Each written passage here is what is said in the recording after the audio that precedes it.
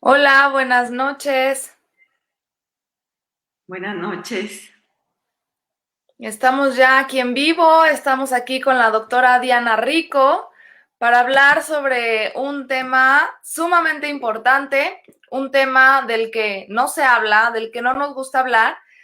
Y pues le platicaba a Diana que desde elegir el tema, ¿no? El título de la charla fue difícil para mí, se los tengo que confesar, porque normalmente estamos acostumbrados a suavizar las cosas, a que se oigan lindo, y por más que queríamos adornar, pues hay temas que no se adornan, ¿no? Así de fuertes son y así de fuertes se escuchan, pero hay que hablar, ¿no? Y conmemorando que el 10 de septiembre se celebra, bueno, o se promueve el Día de la Prevención contra el Suicidio, pues quisimos no dejarlo pasar y estar aquí con ustedes para hablar de este tema que a todos nos compete.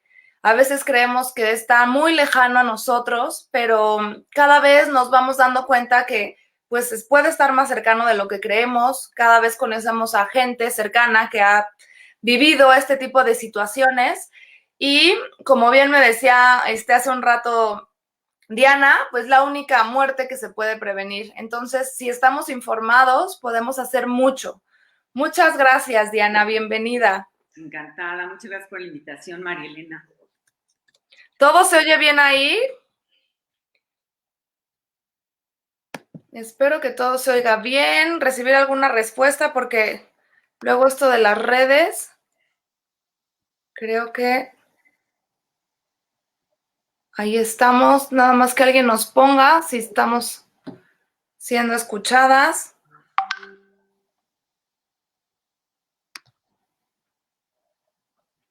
No veo los comentarios. Ya, sí, muy bien, me llegaron después, perfecto. Ay, pues antes de empezar ya a adentrarnos con este tema, quiero hablarles quién es Diana.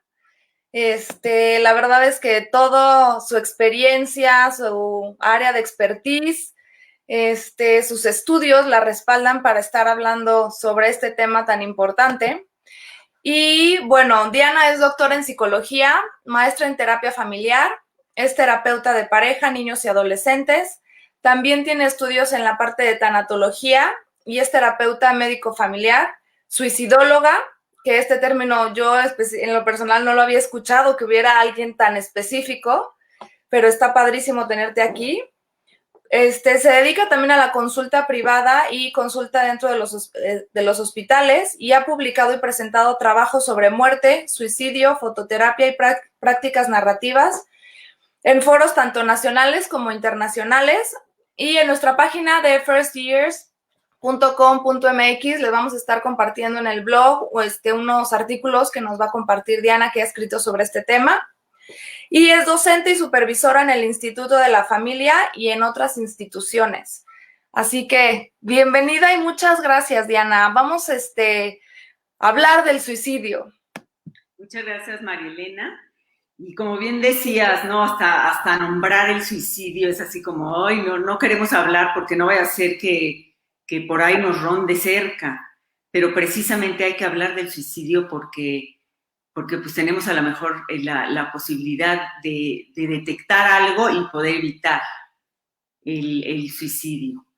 Y quisiera empezar por algunas estadísticas del suicidio. Eh, Cada segundo una persona intenta suicidarse y cada 40 segundos alguien logra suicidarse. Como bien habías puesto en el Facebook cuando estabas promoviendo esta plática, y es algo impresionante, esto a nivel mundial, ¿no? Cada 40 segundos alguien se suicida. Y más personas mueren cada año debido al suicidio que a homicidios o guerras. Casi cada año se suicidan 1 millón de personas. Y esto, pues por supuesto, son estadísticas escalofriantes.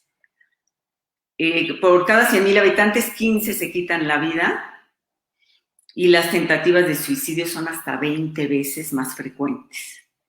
Y es que el suicidio es un fenómeno muy complejo multidimensional, multicausal, donde intervienen factores sociales, psicológicos, biológicos, hasta culturales. Y bueno, estas cifras que di son a nivel mundial, pero por supuesto en México también vemos que las cifras de suicidio van al alza, igual que en todos los países del mundo. Y habría que hacer también la anotación de que los números tienen un subregistro importante. ¿Por qué? Porque pues, a la gente no le gusta que en el acta de defunción diga que es suicidio, y muchas veces se maquilla, ¿no? Y en algunos casos incluso no se sabe si fue suicidio o no, especialmente en el suicidio infantil, que en general el suicidio infantil no se habla de él porque no se tienen cifras. INEGI tiene las cifras a partir de 10 años, pero se sabe que desde antes hay suicidios infantiles, pero a veces se confunden con accidentes. Y este tema, bueno, y estos sucesos vienen de toda la vida, ¿no? Pero como en esta época especial, ¿no? Cuando hay una crisis, pues obviamente los índices aumentan, ¿no? Ahorita que estamos viviendo una época diferente, una época de confinamiento, no nada más a nivel nacional, sino a nivel mundial, pues viene a complicar todo esto, ¿no? Y se unen todos los factores que mencionas, tanto sociales, psicológicos, económicos, emocionales, y pues llegan más cifras. Así es, se espera que en tiempo de pandemia vaya a subir los intentos suicidas y los suicidios consumados. ¿Por qué? Porque en tiempos de crisis suben los suicidios, porque hay incertidumbre, porque ahorita en la pandemia hay mucho problema económico, los problemas que ya había se exacerban, y la verdad es que se complica y las personas empiezan a pensar que a lo mejor no tienen las herramientas suficientes como para salir adelante, ¿no? Y por supuesto el confinamiento también te crea como esta sensación de hijo, ¿qué voy a hacer, no? ¿Cómo le voy a hacer?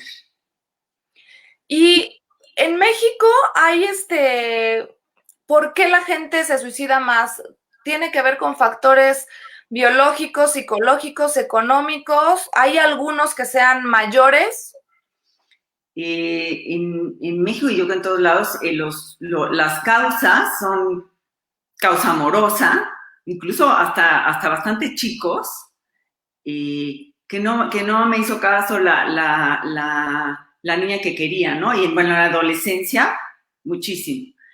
Causa económica, y estos son como causas, bueno, ahora mucho bullying. Los niños y los adolescentes que reciben bullying es también una causa súper, súper importante que puede ser como el detonante, ¿no? El detonante para que alguien se suicide. Y a lo mejor ahorita que me dices de las causas, probablemente hablaremos, ¿no? Cuando hablemos factores de riesgo y demás, pero empieza así como pensar, tengo problemas y un día a lo mejor estaría mejor no estar aquí, ¿no? Y sigo con los problemas y a lo mejor ya como van más seguido pensar en que a lo mejor sería mejor que me muriera. Y eso es algo que se va gestando, ¿no? Y bueno, los niños, los adolescentes y los adultos lo ven de diferente forma. Los adultos están entre, ¿no? Tienen toda la persona que se va a suicidar tiene una ambivalencia entre vivir o morir, ¿no? Y lo que quiere muchas veces no es morir, sino dejar de sufrir. Y el niño tiene como sus tiempos son muy cortos, entonces a lo mejor ahorita está muy feliz y y al rato está pensando en que no debería de estar aquí. Y puede ocurrir algo que lo haga pasar al acto. En el adolescente, pues que son una impulsividad gigante y están pasando tantas cosas en su vida que ahí, de hecho, ese es el grupo donde más suicidios hay, el grupo de 15 a 24 años. De hecho, es la segunda causa de muerte después de los accidentes. Y va en ascenso. También la de los niños va en ascenso. Y eso no solo en México, en todo el mundo. Porque también la vida se ha complicado, ¿no? Se les exige más ahora a los jóvenes y a los niños, ¿no? De que tienen que ser buenísimos estudiantes, de que tienen que aprender, y eso hace que tengan muchísima presión. Los niños, las niñas, los adolescentes, los jóvenes, y al final también se liga con que no tienen capacidad de demora, su tolerancia a la frustración es muy, muy baja. Se van juntando, ¿no? Muchos elementos como para que un día ocurra esto.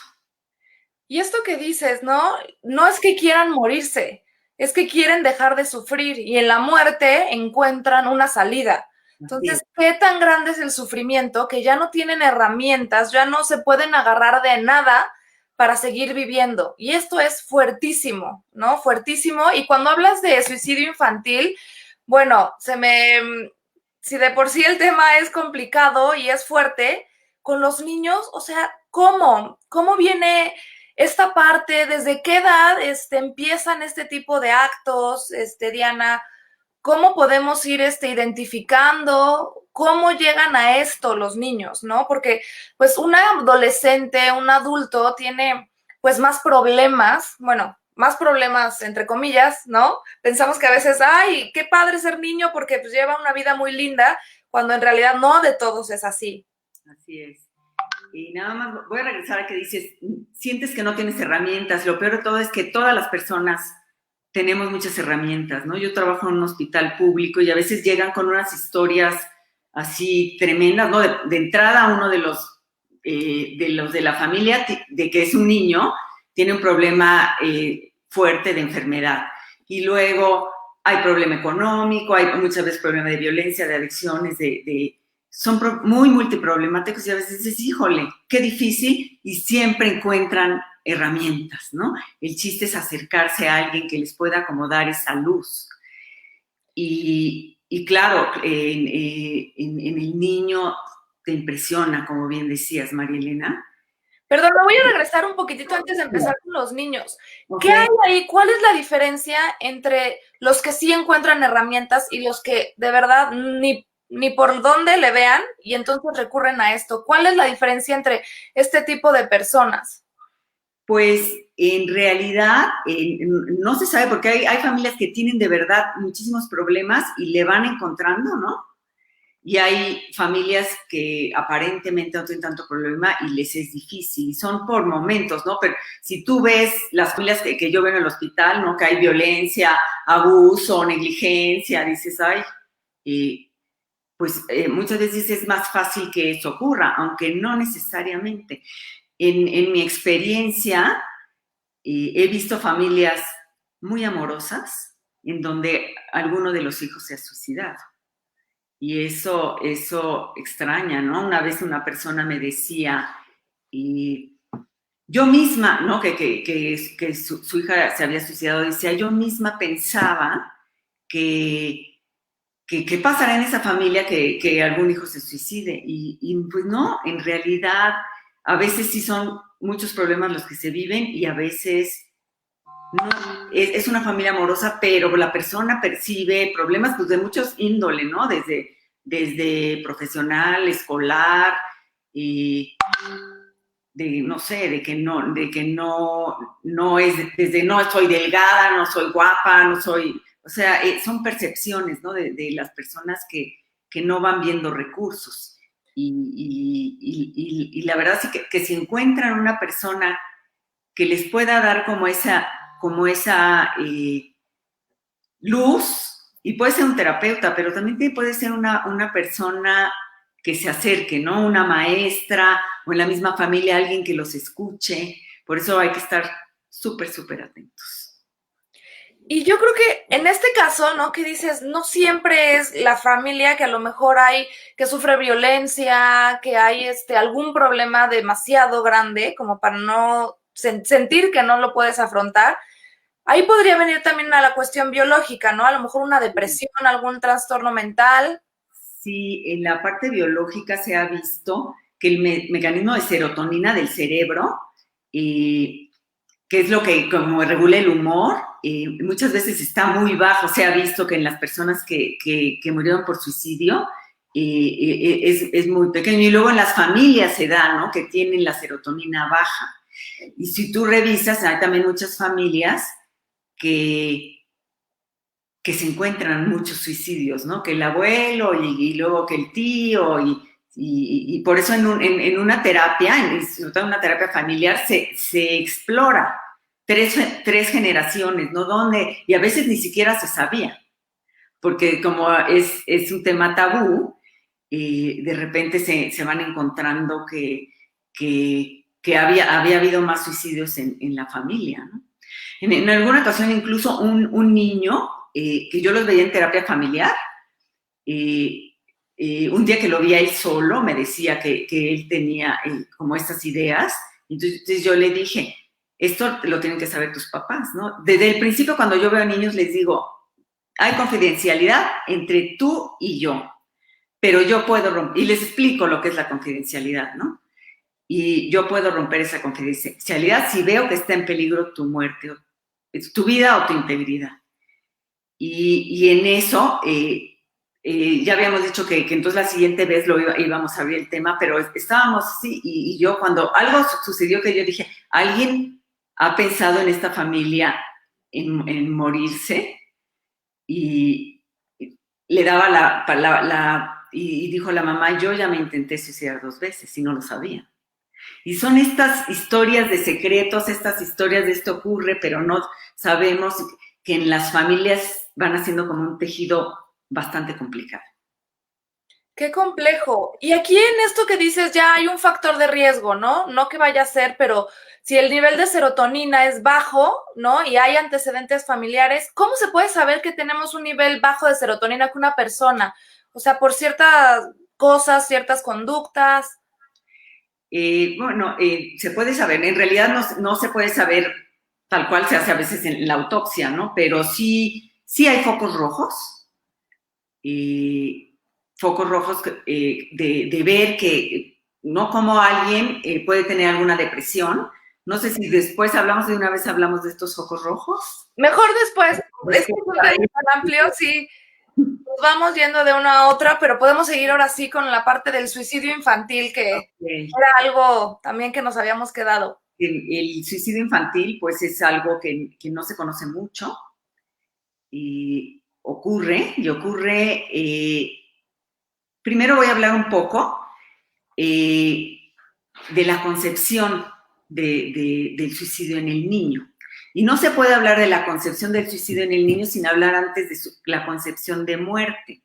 Y es que los niños desde muy pequeños no tienen una idea clara de lo que es la muerte. Los niños menores a 2 años, si se muere alguien cercano, pues lo que van a vivir es pues mucha confusión y como un vacío, ¿no? Y depende de quién llene ese vacío, pues les va a ir mejor o peor si viene alguien que de todas maneras ¿no? Queda como esa huella. Pero si es difícil salir adelante, pues esa huella de vacío, de abandono, los va a perseguir toda la vida, ¿no? Claro, se pueden hacer cosas para que no sea así. Y bueno, y van a tener regresiones y demás, pero no tienen una idea tan clara. Los niños como de menores a 5 o 6 años van a ver la muerte como personificada, ¿no? Si las haces dibujarla, dibujan calacas o dibujan tumbas ese tipo de, ¿no? Todavía más grandes más lo hacen. Cuando son 5 o 6, el otro día veía yo una chiquita que su abuelito murió por COVID y hizo un dibujo así súper sencillo donde estaba alguien así, estaba como muy triste, el sol triste y las nubes tristes. Y era así como muy claro, ¿no? Que lo que ella estaba percibiendo en un dibujo muy sencillo, ¿no? Y era una mujer porque decía que era su mamá y yo le decía, pues sí, claro, tiene miedo de, si ya su abuelito murió, que muera su mamá, que es, ¿no? La persona que le da esa contención. Y también lo pueden ver como un lugar apacible o un lugar desagradable. Esos son los niños que son como menores de 5 a 6 años. Y ya los mayores de 6 empiezan a tener conceptos como más elaborados, ya más cercanos a lo que entiende la muerte de un adulto y necesitan entender varios conceptos. Uno, la universalidad. O sea, que saber que todas las personas se mueren, incluso ellos. Y van primero, así como, ¿no? Por poquito a poquito, primero se extrañan mucho de saber que se muere la gente, piensan que los viejos se mueren primero que los jóvenes y se admiran mucho cuando alguien joven se muere porque pues no era así como por edades, ¿no? Uh-huh. Luego la irreversibilidad, y este es un concepto súper importante que tiene que ver con que una vez que mueres ya no revives. Y es que en las caricaturas pues a veces reviven, ¿no? Y hay una caricatura en particular que a mí me ha impresionado porque ya me ha tocado estar con personas que hablan de los niños que quieren que revivan, y esta caricatura es una de Goku, de los Caballeros del Zodiaco, porque Goku se muere y luego se ha muerto y ya ha revivido varias veces, y hay que buscar las esferas. Y no solamente una vez. Y ahora que estaba precisamente preparando esto, estuve leyendo y volvió a salir de Goku. Y bueno, yo dije, los niños, ¿no? Están pensando en que puede revivir, sí, porque no tienen este concepto de reversibilidad. Otro concepto que también tienen que aprender los niños es el de no funcionalidad. O sea que todas las funciones vitales cesan en el momento de la muerte. Y así los niños a veces chiquitos dicen, ay, si mi abuelito está lo enterraron, no tendrá frío, no tendrá hambre, o sea, van poco a poco, ¿no? También el concepto de causalidad, que los seres vivos morirán por resultado de causas biológicas, ¿no? A veces los niños piensan, yo deseé que se muriera porque me enojé con mi mamá, ¿no? Y a veces pueden tener culpa, uno tiene que tener muy claro y estar pendiente y explicarle que no, aunque desees, no puedes ocasionar la muerte. Y eso es respecto al concepto de muerte. El concepto de suicidio se va a desarrollar paralelamente, pero se desarrolla de una forma súper curiosa. Los niños ven que hay suicidios en la tele, ya sea de adultos o en las caricaturas, porque también en las caricaturas hay.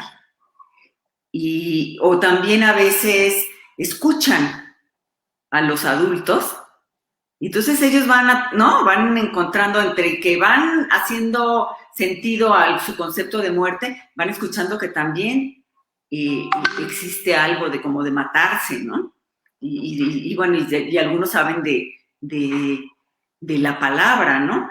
Incluso en las escuelas, o sea, en las escuelas, cuando hay alguien que se murió, alguien por suicidio, los niños vienen y platican. Y de hecho, es menos frecuente, ¿no? De que el suicidio, pero cuando la muerte, si se murió el abuelito y viene el kinder y las niñas, vienen y les platican a sus amiguitos, todos los amiguitos vienen impresionados, ¿no? Y luego las mamás medio infartadas de que quién vino a platicarles esos temas tan tremendos, ¿no? Pero pues los niños, uno piensa, yo estoy viendo mi película y por ahí anda, ¿no? Y están viendo. Y así es como ellos empiezan a ver eso. Y como les decía, ellos son como unas esponjitas y están viendo y van viendo, pensando en, ¿no? En que qué tal si, por ejemplo, murió alguien muy cercano y les explican, no, es que tu abuelita está en el cielo y entonces pues yo quiero ir para allá, ¿no? Yo quiero ir, o quiero que venga primero, ¿no? Pero dice, no, es que ya no va a venir. Y entonces, bueno, pues yo quiero ir, ¿no? Ahorita me recordé de un niño que su hermano murió por un accidente que incluso él estaba ahí, fue un accidente muy fuerte, y este niño decía, quiero a mi hermano, y no, pues que ya no va a venir, él era el que decía, entonces hay que buscar las esferas, ¿no? Para que reviva, ¿no? Y ya le dicen que no va a volver. Entonces dijo, yo quiero ir con mi hermano, yo quiero jugar, yo lo extraño mucho. Esto estoy hablando de un niño de 5 años. Y eso es algo súper, súper difícil, ¿no? Difícil, pero poco a poco también va a importar no solamente la edad cronológica, sino las experiencias. No es lo mismo un niño que nunca se ha muerto alguien cercano a uno que se le murió su papá cuando él tenía 2 años. Claro. Ya vivió esa parte, ¿no? Y los adultos, ¿qué responsabilidad tenemos, no? O sea, desde los niños, ¿cómo abordamos? Si el tema de la muerte es complejo, complejo de entender como adultos, de a dónde te vas, ¿no? Ya acabó y qué sucede, ¿no? Y ahora un tema de suicidio, pues más, pero a veces como papás lo que queremos es que los hijos no sufran, ¿no? Y desde la experiencia de se murió el pez y mejor se lo reponemos para que no sufra, ¿no? Son esas cosas que de experiencia de vida como papá te van enseñando, ¿no? Y es pues ir viviendo también lo que te va tocando y como adultos, cómo vas a responder ante estas situaciones, ¿no?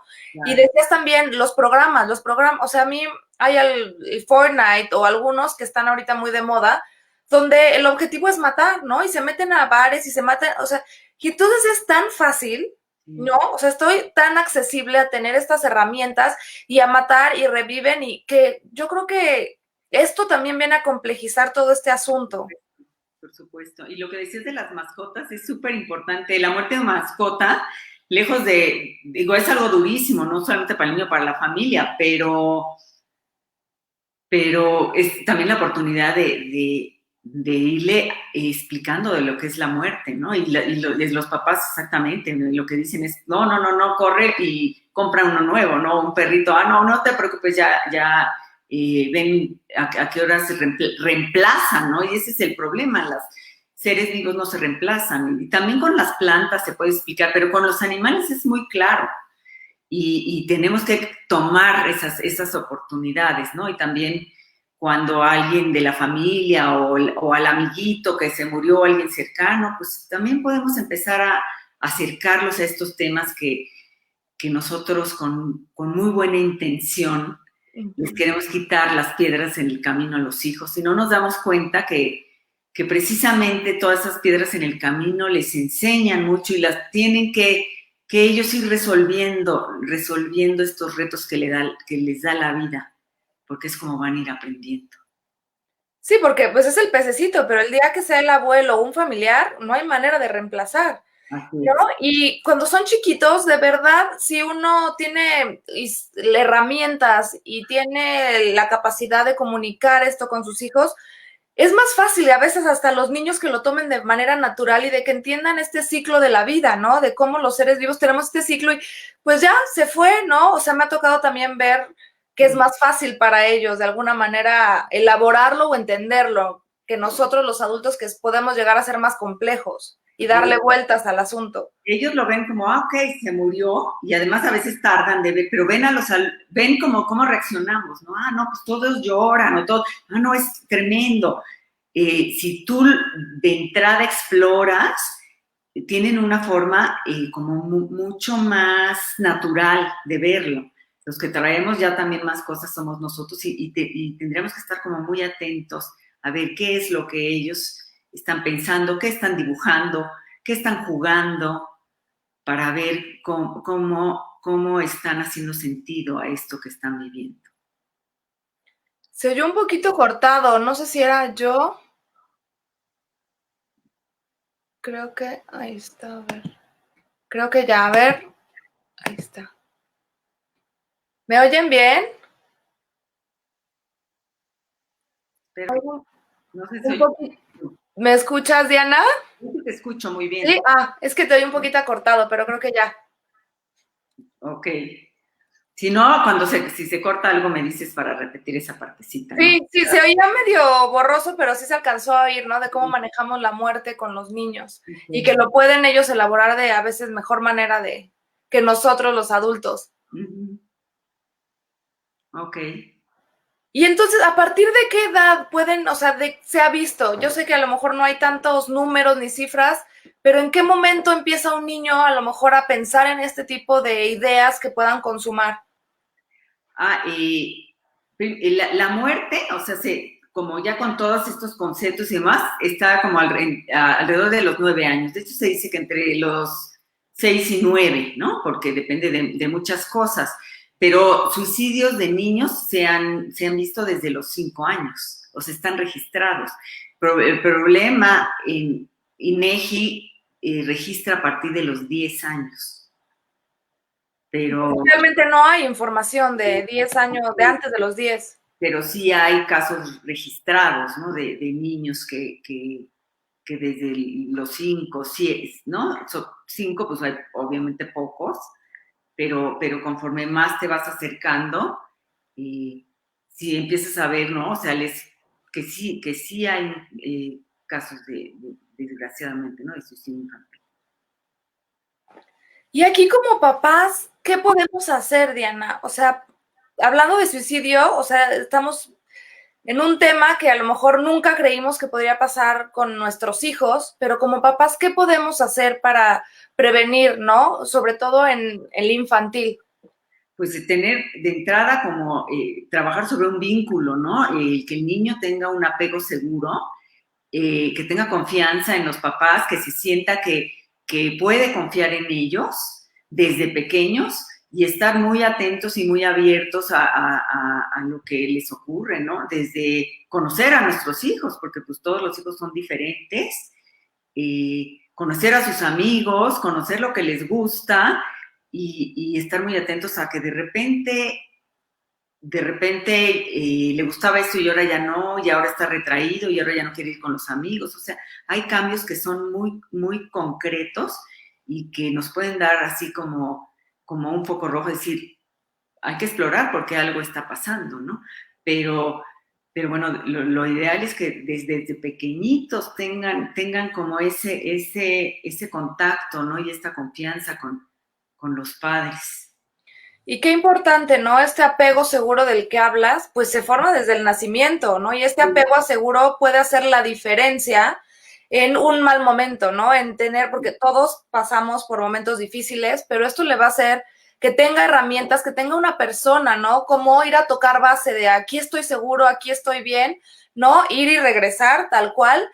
Y con estas cifras de que en la adolescencia es cuando más hay, ¿no? En alguna charla escuchaba que o sea, cuando están chiquitos nuestros hijos, sabemos pues las canciones de Barney, Winnie Pooh, Paw Patrol, lo que nos haya tocado, pero cuando son adolescentes, o sea, como papás de adolescentes, ¿sabes quiénes son los bloggers más famosos, los influencers, o sea, todos esos términos? Y llega un momento que dices, pues no, ¿y en qué momento te perdiste? O sea, tienes que meterte a ver qué es lo que está viendo tu hijo, así como te sabías todas las caricaturas y películas, ahora hay que conocer de bloggers, influencers, y gente que sigue tu hijo, ¿no? Sí es. Y en la adolescencia es muy difícil porque por un lado se están despegando de la familia, están encontrando su propia identidad. También hay un respeto ¿no? que se les debe dar a esta parte y sin embargo también hay que estar muy atentos porque, ¿no? Y ellos a veces, no quieren que estés tan cerca, pero habría que encontrar como ese lugar, ¿no? En donde respetes lo que está viviendo y cómo va tomando autonomía, independencia y va encontrando otros pares y demás. Y qué está pasando, ¿no? Que se dice, el hijo que siempre está en el cuarto, encerrado, pues es muy difícil saber si en un momento está pasando algo porque está encerrado y ni quien sepa de él, ¿no? Diana, y hay muchos mitos alrededor del suicidio, ¿no? Si avisan o están amenazando de que se van a suicidar, no lo van a cometer. Y pues, como muchos, ¿no? ¿Qué nos dirías tú sobre los mitos? Los mitos, hay muchísimos mitos, nada más voy a hablar de algunos porque podríamos tener varios lives de los mitos, pero así los que a mí me parecen como más importantes, el que se quiere matar no lo dice. Y no, muchas veces sí lo dicen. Y muchas veces así como dejan señales, ¿no? Y muchas veces dicen así con todas sus letras, me quiero suicidar o me quiero matar, y ahí trae a toda la familia de cabeza, ¿no? También por otra parte, el otro mito es el que lo dice, no lo hace. Y es que no, está amenazando, no, no le hagas caso, quiere llamar la atención. A mí me parece, y eso en todos lados, incluso a mis alumnos, dicen, no, que está llamando la atención, aunque quiera llamar la atención, es algo que no puedes dejar pasar. Alguien que está diciendo eso la está pasando mal, son llamados de auxilio y hay que atender, porque a lo mejor podemos evitar una muerte. Otro mito, los que intentan el suicidio no desean morir, solo llamar la atención o manipular. Esto ya lo dije. El suicidio no puede ser prevenido, pues ocurre por impulso. A lo mejor el acto puede ser impulsivo, pero el que está pensando en morir a veces dice, no, sí, ya, no quiero morir, y a veces otro día dice, no, quiero vivir, ¿no? Hay como esa ambivalencia. Y es justamente que si estamos cerca podemos encontrar como estos malos momentos o qué está pasando y preguntar. Y es uno de los mitos que para mi gusto es muy importante de saber, no solamente las personas, los psicoterapeutas. Dice, al hablar sobre el suicidio con una persona bajo este riesgo, se le puede incitar a que lo realice. Y a veces es bien duro, así que estás viendo y dices, ¿has pensado en quitarte la vida? ¿No? Y dices, ay, no, mejor no digo eso porque pues, qué duro, ¿no? Qué duro preguntar. Y estoy hablando de psicoterapeutas, pero también de familiares. Y se ha visto que uno no le va a dar esas ideas. O sea, esas ideas no se las vas a sino más bien el abrir la posibilidad de que ellos hablen del tema puede ser como la oportunidad para que lo hablen, lo trabajen y salga de esta crisis que está viviendo. Y eso me parece a mí fundamental.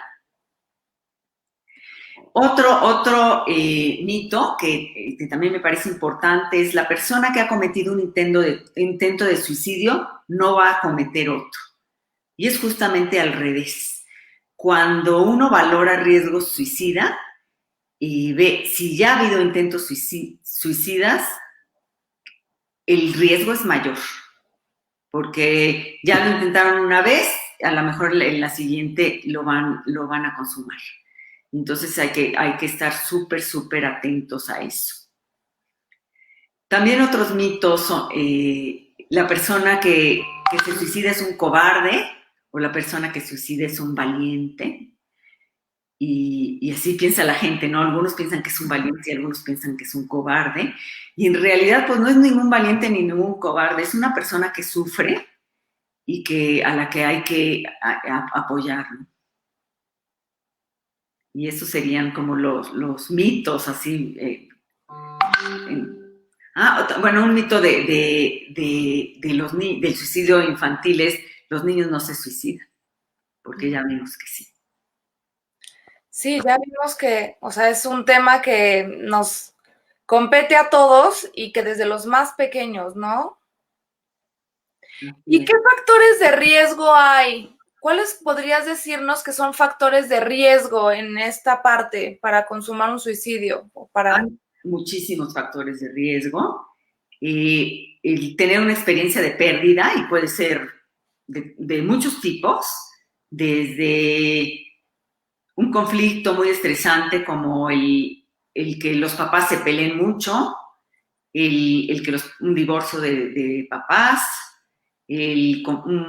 conflictos familiares, ¿no? A todos niveles, ¿no? Con el hermano, con los papás, una decepción amorosa, y el factor de riesgo, como habíamos visto en los mitos, un intento de suicidio propio,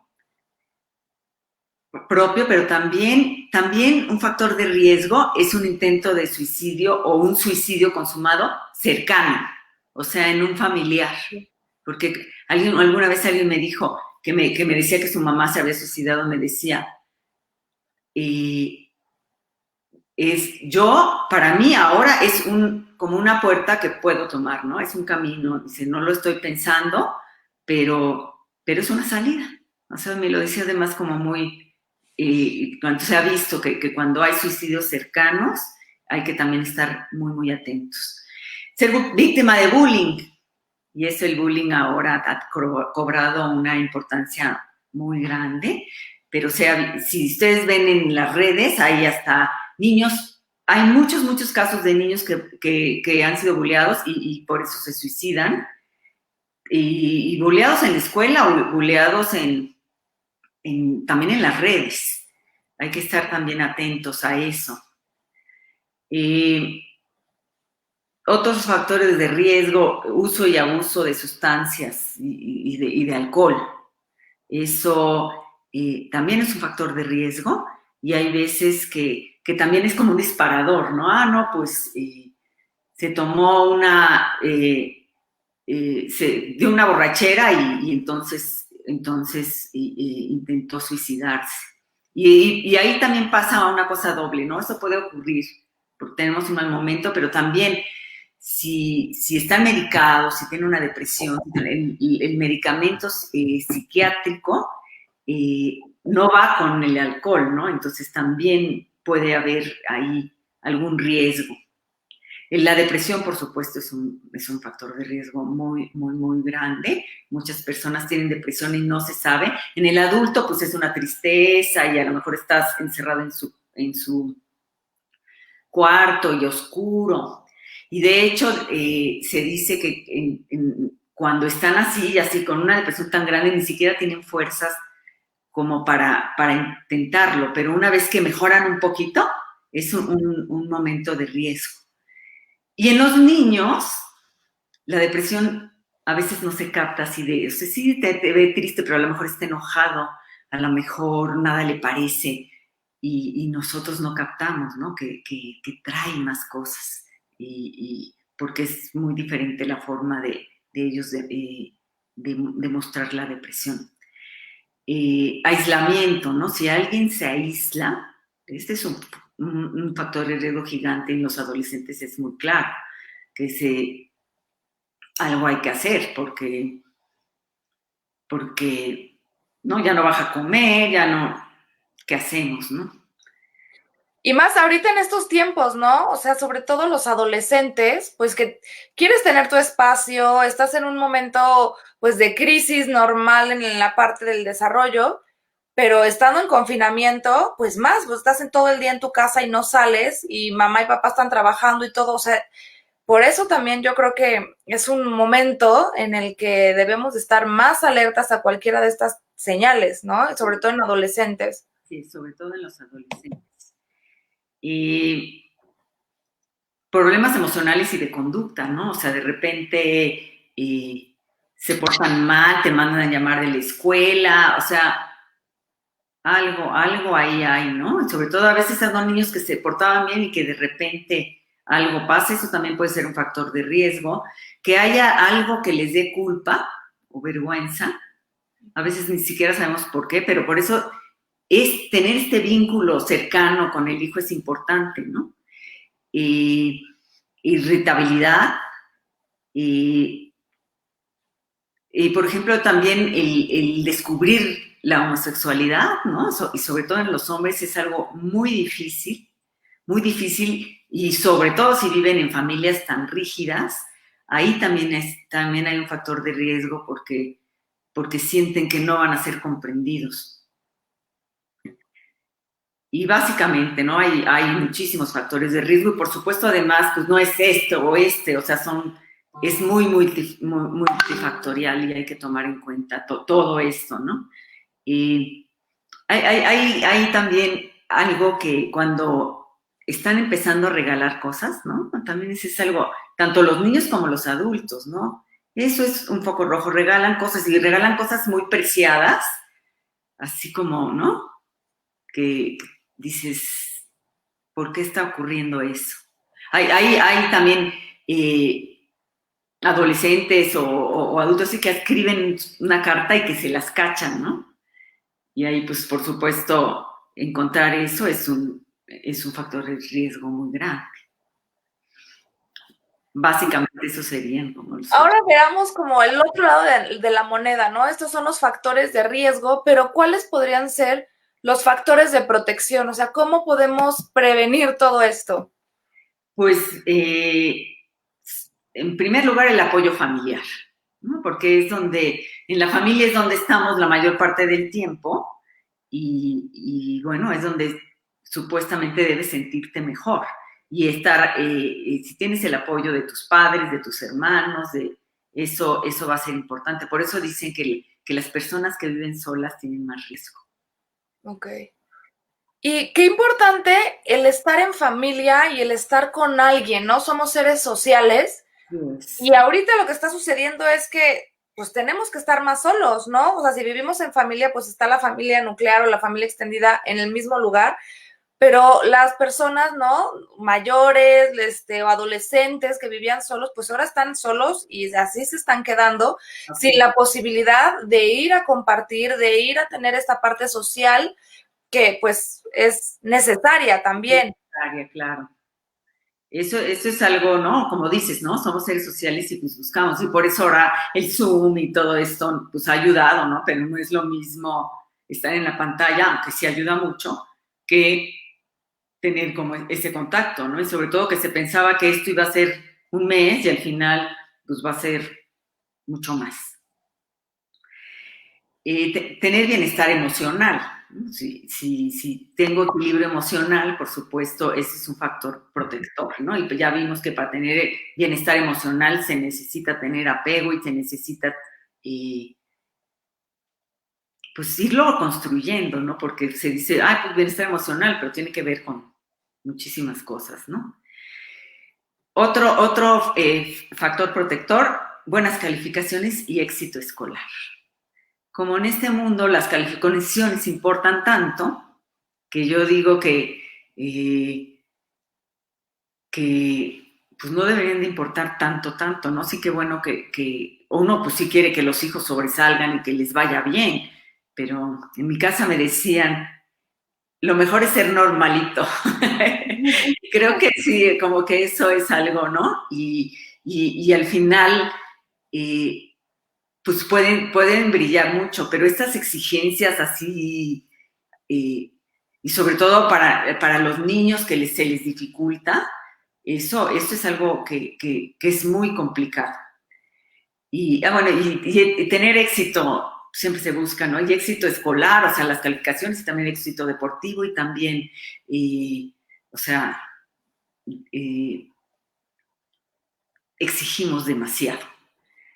Sí, y esto también a nivel emocional y a nivel de autoestima, pues dentro hay una carga enorme, ¿no? Claro. O sea, y a lo mejor la cumple el niño, pero ¿a qué precio, no? Y está teniendo las mejores calificaciones y pues es un arma de doble filo. Así como los puede proteger, también pueden por dentro estar pasando momentos sumamente difíciles que llega un momento en que se desbordan, ¿no? Como esta olla express que no tiene salida. Así es.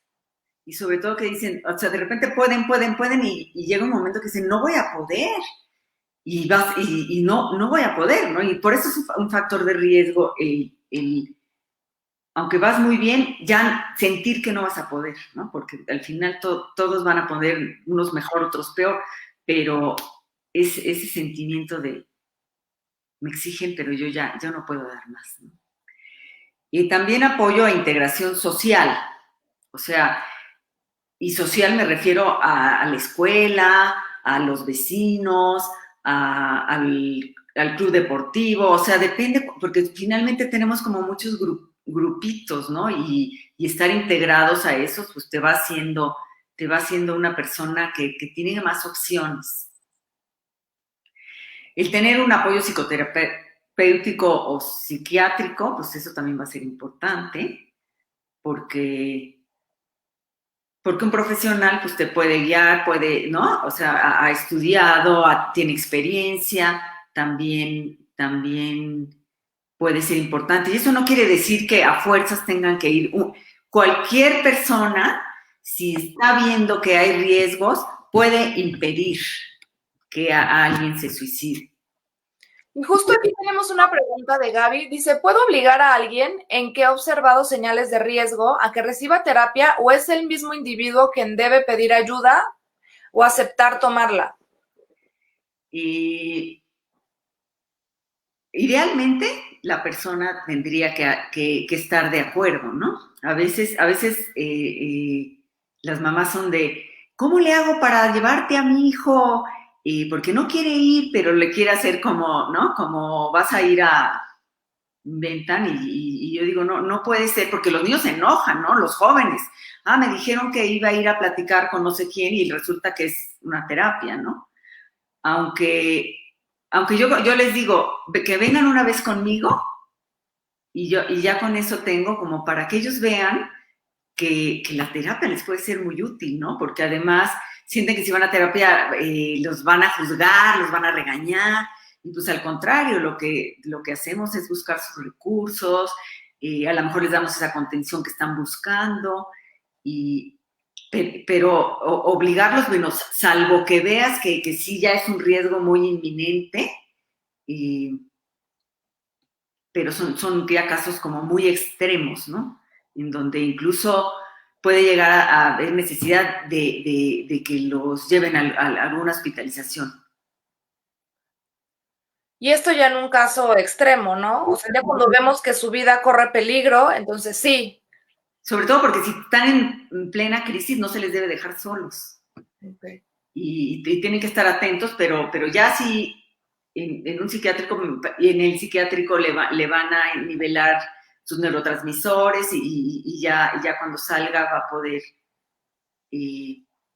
ya va a poder tener una vida mejor, claro, necesita apoyo, ¿no? Alguien que le pasó eso, pues necesita un apoyo psiquiátrico y psicoterapéutico para poder, pues, arreglar, ¿no? Todo lo que está viviendo.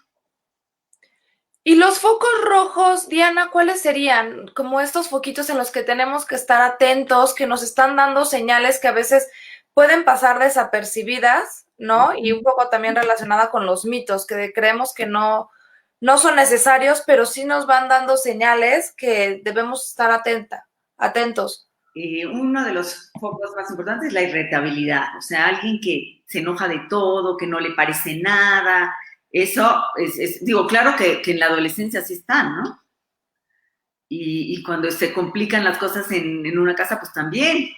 Y de alguna forma, pues se entiende, pero ese sí como esta irritabilidad constante, ¿no? A lo mejor pues es lo que está viviendo, pero a lo mejor está pensando en más cosas, ¿no? Actitudes desafiantes, ¿no? Y pueden ser en casa, y pueden ser en la escuela, y pueden ser en otros lugares. Casi siempre son en casa, ¿no? Porque como que en la casa se encajan más, ¿no? No sé. Hay más confianza, ¿no? Puedes ser tú y... Así es.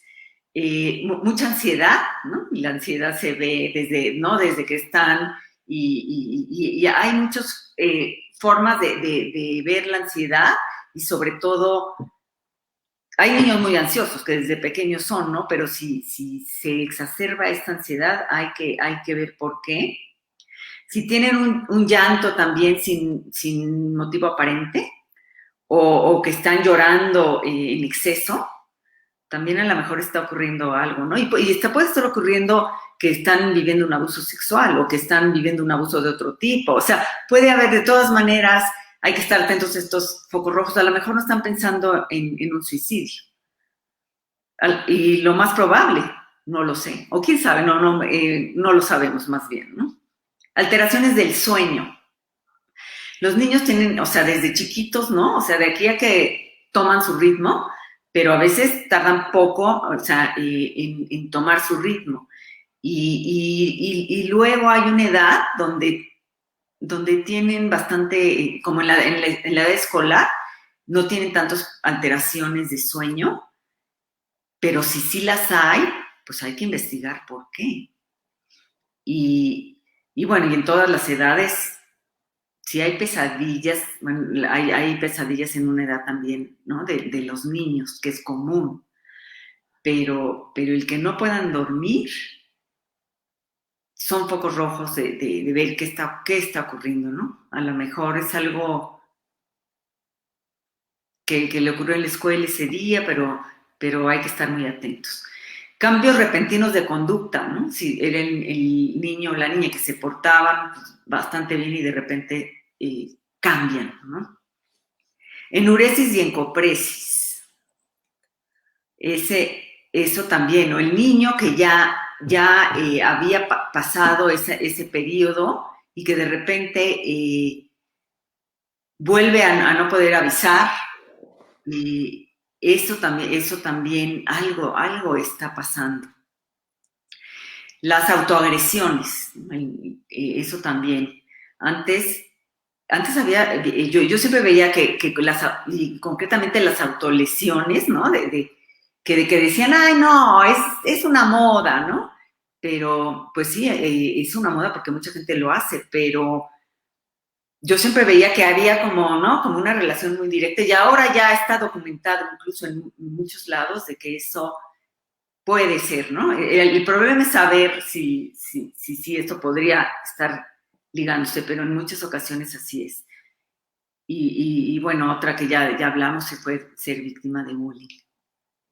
Y como decimos, es foco rojo, ¿no? No que tengan estas cosas quiere decir que vayan a hacer un intento, sino son foquitos que nos están diciendo que hay algo en ellos, ¿no? Y que hay algo para voltearlos a ver, ¿no? Como bien Ale nos decía, si quieren llamar la atención es porque la necesitan, ¿no? Porque no podemos buscar una conexión y así acercarnos a ellos, ¿no? No todos los focos rojos que nos mencionaste, pues hay algo, ¿no? Hay algo emocional y que no necesariamente, y muchas veces no acaba en esto, pero hay que ir previendo, ¿no? Hay que estar acompañando y hay que estar fortaleciendo todo el tiempo este vínculo, sobre todo, pues con nuestros hijos. Así es. Son llamadas de atención, ¿no? O sea, que algo está pasando, entonces nos tenemos que ver y darles esa oportunidad. Y aquí tenemos una pregunta que dice, mi hija tiene 14 años y cree que todos estamos en su contra. Siento que es parte de la edad, pero también a veces siento que se deprime. Pues hay que estar atento y platicar con ella y si no, buscarle un apoyo psicoterapéutico. Y esta etapa pues, también es difícil. También algo importante en esta pregunta, si ha habido cambios, o sea, si antes no sentía eso, ¿a partir de cuándo?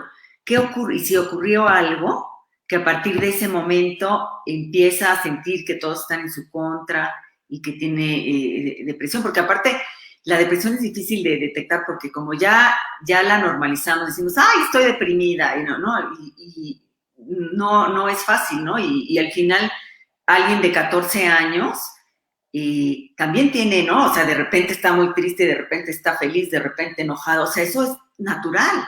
El chiste es estar muy atentos para ver si es parte de la edad o es algo más. Claro, si hay algo, una causa detrás que no sea la característica de la edad. Y como papás es difícil, porque aunque tengas un vínculo de apego seguro, en la adolescencia, bueno, o sea, yo me acuerdo, no es como que te vayas a acercar a tu mamá o a tu papá, o sea, qué difícil. Entonces, ¿con quién más podemos hacer este lazo para que puedan pues ingresar un poco más al mundo del adolescente y ser un puente entre... ¿Sabes? También ahorita que estabas pensando, pues es parte de crecer y es saludable el que tomen distancia, ¿no? Y el que no quieran tanto a los papás. Si tú tienes también una buena relación con sus amigos, en muchas ocasiones los jóvenes o los adolescentes dicen que están pensando en esto y algún amigo avisa, ¿no? Y eso es importante. Y muchas veces no avisan porque dicen, no voy a echar de cabeza a mi amigo. Pero si ya lo ven, o sea, también los pares tienen esa sensibilidad de aquí hay algo que está mal, ¿no? Y pensando también en avisar, como psicoterapeuta también tienes esa obligación legal de si ves esto, por ejemplo, si hay riesgo de un niño, avisarle a los papás. Y cuando es un adulto, avisarle a alguien cercano, un familiar o algo, que hay este riesgo, ¿no? Y eso también al final es importante. Y pues es un problema social, ¿no? O sea, yo no puedo imaginarme lo que pasa a una familia que está ante una situación tan difícil, ¿no? La ayuda, aquí hablamos de cosas preventivas, de focos rojos, de factores de riesgo, pero también si estamos pasando por una situación difícil porque ya hubo algo de este tipo, pues también buscar ayuda, ¿no? Es una pérdida sumamente difícil, ¿no? Cualquier pérdida, cualquier muerte, pero llevada a cabo de esta manera, yo creo que se unen tantos factores que es difícil de elaborar. Entonces, también invitar a las familias, a quien nos esté escuchando, que haya tenido un caso cercano, que pues se acerquen a alguien, a un especialista para poder elaborar y trabajar todo este tipo de situación. Claro. Y las familias que viven eso, son familias que luego vienen, ¿no? Vienen a terapia y se trabaja muy bien porque pues es algo que de momento, sobre todo cuando porque un suicidio puede ser algo que ya como se había esperado porque ya había muchos, ¿no? Ya habían dicho muchas veces, pero muchísimas veces es algo que de repente ocurre. Y en las familias hay un sentimiento de, ¿por qué no nos dijo? Hubiéramos podido hacer algo, ¿no? Y en terapia se ve que pues es difícil ese rompecabezas, ¿no? Armar el rompecabezas. Se arma así a veces para atrás. O sea, ya que ocurrió, pasó esto, pasó lo otro. Pero pues las familias hacen lo mejor que pueden y eso también le da, ¿no? Alivio, o sea, tener esa contención. Ay, pues muchas gracias. No sé si tengan alguna otra pregunta. Gracias por sus comentarios, Ale, Gaby, todos los que se unieron, Marcela, Zaida, María Guadalupe. Tenemos varios comentarios muy lindos y saludos. Gracias. Y también quiero dejarles aquí los datos de Diana. La pueden encontrar en diferentes redes sociales, en Facebook como Diana Rico, en Instagram como diana.rico.norman y su mail también, por si alguien quiere contactarla, es diana.rico25@gmail.com.